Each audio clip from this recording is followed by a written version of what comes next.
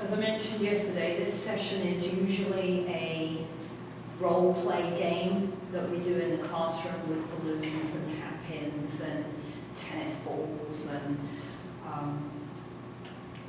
that's not going to work obviously here. So what I want to do, I've got a couple of handouts for you and a short 4.5 minute animation that I found on YouTube to hopefully give you a good overview of how the systems link together and work.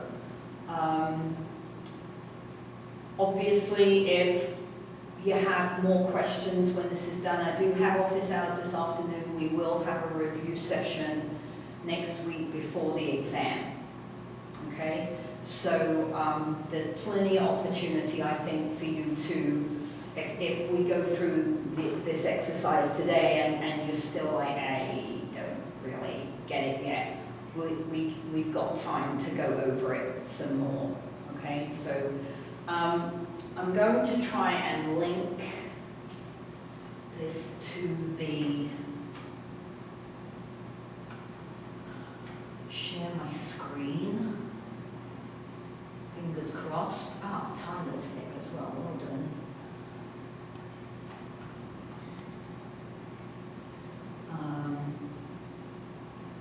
Okay, first I want to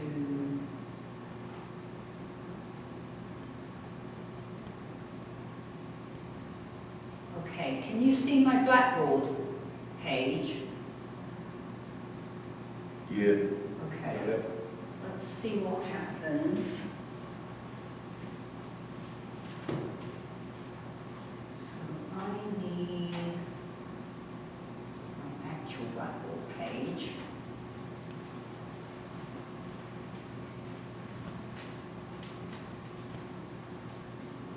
Okay, so under useful resources, if you click on that folder, then the first document that will help you with this is the interaction of ATP systems. And this comes from a different textbook than ours, but I really like this diagram, this piece. Can you see the document now? Or are you still seeing Blackboard? I can see the document. Document? Okay. All right, so the first page, there's a little bit of blurb here and a summary. But what I really like about this sheet is that we have a chart here that gives you actual sports and where they would lie on the percentage of anaerobic and aerobic performance, right? So, I think it's fascinating because you can actually kind of look at a particular sport, but also remember our idea of specificity of training.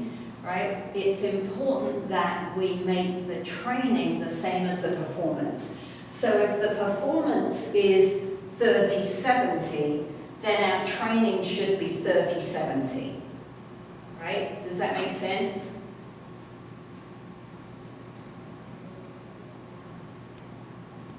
Yeah. Yeah? Okay, so it's got like soccer, it's got volleyball, football, gymnastics, boxing, rowing, different run lengths, cross-country skiing, okay? So that I think that there's a nice mix there to get a real feel for what the balance is between anaerobic work and aerobic work, and then you know, if I understand that, then I can set up the training to mirror that. I can also understand which substrate is being used, right? And what adaptations I'm expecting to see, okay? So that's the first one.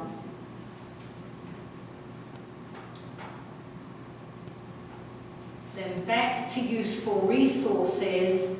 The next one is one I want you to do. I'm going to show you the animation, and then you can do this review either during the time that you would have for lab, or you can use it as a study tool for next week's exam, whichever you prefer. But this is a PowerPoint that's kind of set up to make you work through systems. Can you see the PowerPoint?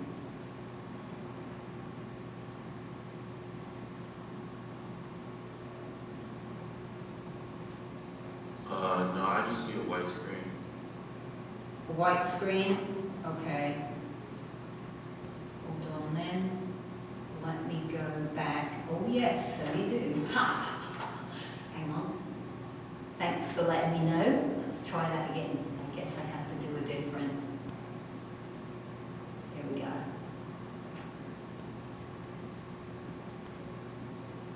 There we go. Now can you see the PowerPoint? Yeah. Good. Okay. Sorry, I'm getting the hang of this, but I'm a bit slow with learning technology stuff. Okay, so this is just set up for you to fill in the blanks and make you work through the systems. Okay, so there's my ATP system. Here's my glycolysis. Here's my Krebs cycle. Here's my ETC. Ignore slide number 7. We haven't covered RER, and I'm not sure whether we will get there for the exam. So ignore that slide, okay? Then this is which fuel are we using at different times, so we've talked about that. All right. We haven't talked about the fact that VO2 max plateaus in around 8 to 12 weeks, but it does. But I think you might be able to answer that anyway. But we have talked about VO2 max and lactate thresholds for trained versus untrained. And then this is EPOC, which we're going to cover tomorrow in class. So you'll be able to, this will make more sense to you, and being able to fill in these boxes once we've done tomorrow. And then that's about lactate threshold that we talked about yesterday. Okay, so it's just the PowerPoint is just literally a study tool for you to review these systems, all right? Because you want to make sure that you've got them sorted out in your head, because otherwise they can get a bit confusing. And I'll talk to you about that next week, don't worry. All right, let's close that down. And then here, let's share.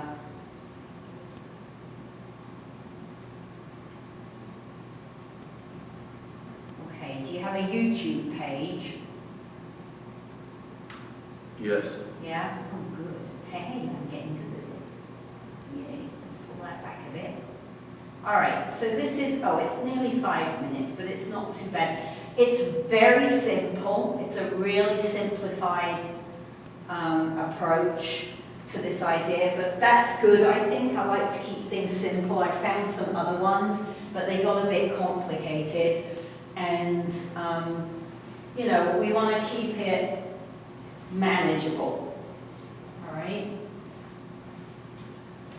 So I'm going to play this for you, and then if you've got questions, scribble them down or something, and you can ask me when this has played through, okay? Energy is needed to produce physical movement, maintain body temperature, and keep up with all the metabolic activities in the body. In our bodies, all physical movement relies on the compound adenosine triphosphate, or ATP.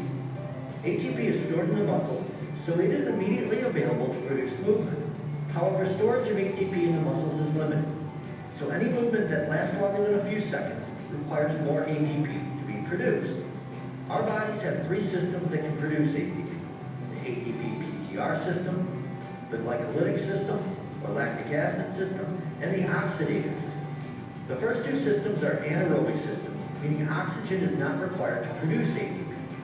And the oxidative system is aerobic, because oxygen is needed for ATP production. The ATP-PCR system is based on movements lasting about 5 to 15 seconds, such as sprint power movements like a golf swing, jumps, throwing, or racket serves. These type of quick burst movements can be done with ATP that is stored in the muscles. During short sustained power movements, or any quick bursts such as a short sprint, ATP will provide the energy alone for the first few seconds, with a compound called creatine phosphate, or PCR, offering the ATP for another few seconds. Like ATP, the amount of PCR is limited, so this system can provide energy for movements up to about 15 seconds. This energy system produces ATP very quickly, So we would but not probably over say, a I long would duration. say up to 25 Next, to 30 energy seconds. demand shift to the glycolytic system.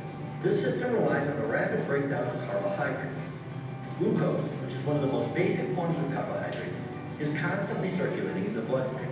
And glycogen is a stored form of glucose in the muscles and liver. This blood glucose, or glycogen, is broken down to create ATP through a process called glycolysis. During this energy supply process, a substance called lactate is formed and hydrogen ions are released. It's believed that the accumulation of these hydrogen ions in the muscle causes the muscle to become more acidic, contributing to fatigue and a burning sensation. Exercises that are performed at maximum rates for between 1 to 2 minutes, such as a 200-yard dash, depend heavily on the lactic acid system And again, and output ATP is energy. 2.5 This energy system produces ATP very quickly, but again, not over a long duration. The oxidative system involves the use of oxygen. The two complex metabolic processes, the Krebs cycle or citric acid cycle, and the electron transport chain, ATP is produced. This energy system, with all of its processes, can't produce ATP nearly as quickly as the first two systems. However, this system can produce ATP for a much longer duration. This system can use carbs, fats, or if necessary, even protein. However, fats and proteins have to be broken down, so when the system uses them, the process becomes longer. This system is used for longer duration activities, such as a bike ride or long run. The chart on the screen shows an estimate of the percentage of energy used from each system, along with time plotted at the top. As you can see, the ATP-PCR system dominates at the beginning. Then glycolysis becomes the dominant energy provider, and then energy really relies on the oxidative system. Here are two other charts. The one on the left shows an estimated rate of ATP production per second for each system. It also shows the rate for carbs and fats for the oxidative system. You can see how much more rapidly the ATP, PCR, and glycolysis systems are at ATP production. On the left is a chart showing the aerobic ATP production for trained and untrained people, showing the benefits of well-trained persons, as they don't run out of energy easily. Each of these systems can be trained to be more productive. By changing your workout routines, doing explosive moves like box jumps, you can improve System 1. By doing circuit routines, going from one exercise to the next, with little to no rest in between, using lighter weights, you can train System 2. And by doing a 20 to 30 minute cardio session of low to moderate intensity, like walking, jogging, or biking, you can improve System 3. It's a good practice to train all three systems by altering your workout routines. The body is amazing, and it adapts very quickly. Changing up routines also provides mental stimulation, which helps overall health and can help people stay motivated to work out regularly. Remember this, folks. Treat your body as differently as possible, as often as possible.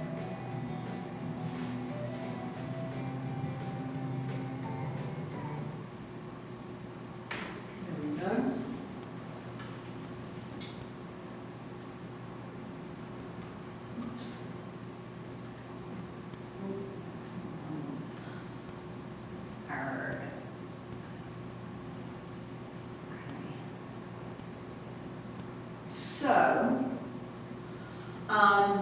Very simple, right? But hopefully it gave a good overview.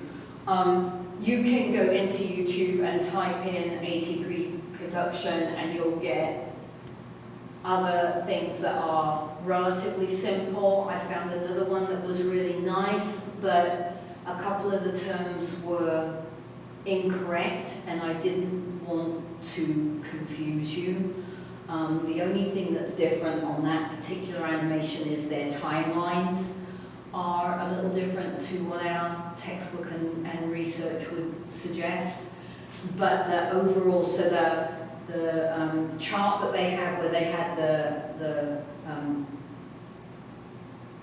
red bump for the ATP-PC, the green for the glycolysis, and the blue. The actual picture of that is correct, it's just the timeline along the top would be different to what our book would tell us. And as I said, you can jump into YouTube and have a look. There are some others that are pretty simple, there are some that are hugely complicated. I would stay well away from those. Questions? Was that animation helpful at all?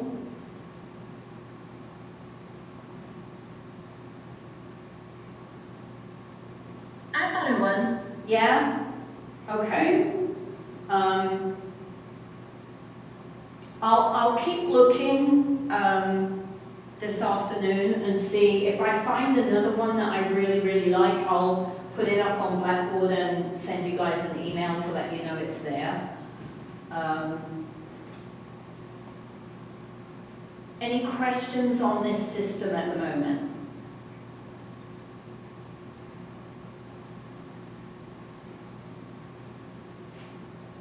What you want to think about when you're studying this is intensity, right? If it's high intensity, it's going to be anaerobic, right? Bearing in mind that a really good marathon runner is running really fast, that will be very high intensity for us, but you have to remember that they are physiological freaks, right? So even though they're running really fast, it's still not very high intensity for them, right?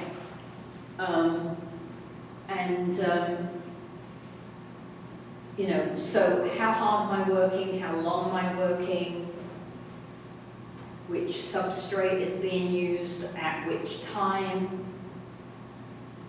Based upon which system is predominant at that time. These are the types of things that you want to make sure you understand as you're looking at this material.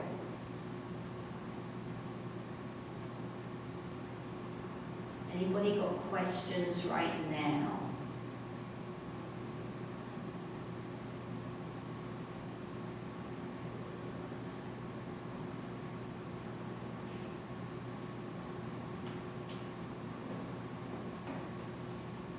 If you decide to do some of that review PowerPoint and you have questions this afternoon, I've got office hours from 1 till 3. You can jump in through the office hour link down the left-hand side of the Blackboard page in the class shell. What else? Tomorrow we will finish the chapter 3 information, adaptations to the aerobic system based on training, things like that. EPOC, we'll have a look at EPOC and recovery from exercise bouts. And then Monday will be the review session. All right? Which means Wednesday is the exam. So, a couple of things there. One, if something is going to come up on Wednesday and you need to take the exam a different day, you need to let me know before Wednesday, right? I can set it up for a different day for you, but you've got to let me know, okay? Don't leave studying until Monday. That's not. Remember that in order order to learn, I have to practice. Now's the time to start practicing, right? Because if you cram it next week, you're not learning it, and then you'll get to the exam and it'll be a nightmare, all right? Obviously, I can't stop you using your books during the exam, although the exam will be timed to make that a little difficult, which I hate. I hate putting a time on an exam. But if I were you, I would study based on the fact that I don't plan to use my book, right? Don't think that because it's an online exam and the textbook is right there that you'll be able to get through the exam just by looking up the answers as you go along, because you'll never finish the exam. All right, that way. Yes? Would the pre-chapter quizzes be like a good resource to study from? Yes, and also if you've done your key code to get to the website for the textbook, there are some practice quizzes and flashcards and things like that there. The questions at the ends of the chapters are always good, and we'll do some of those for the review session.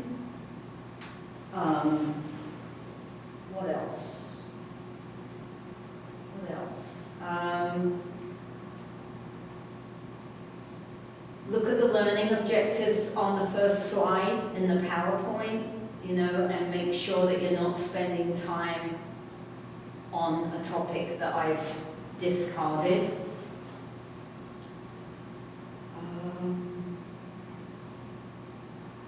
The exam will be multiple choice, kind of fill in the blank short answer type thing, and true false questions.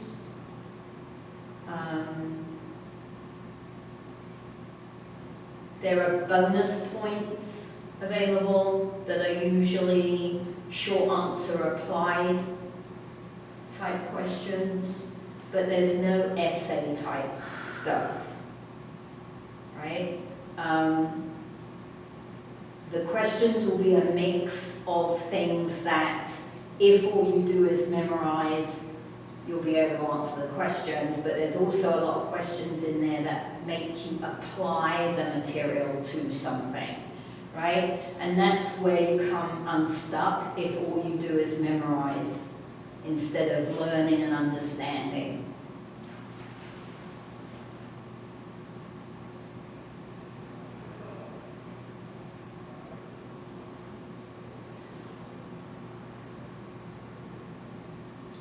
Any other questions?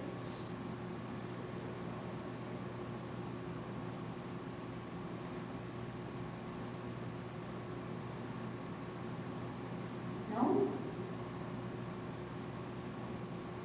Remember, I'll be in the collaborate room this afternoon. If something, if you think of something and you want to check with me, and you've always got the discussion board, you can put questions up there, and I'll answer them there. Yeah. It'll be okay. All right? Okay, I'm going to sign off then, if no one has any more questions right now, because I am freezing my buns off. I can't feel my toes, and I want to get out of this classroom. Okay? So, give me a yell if you've got questions, otherwise I will see you tomorrow for the end of chapter 3. Okay? Bye!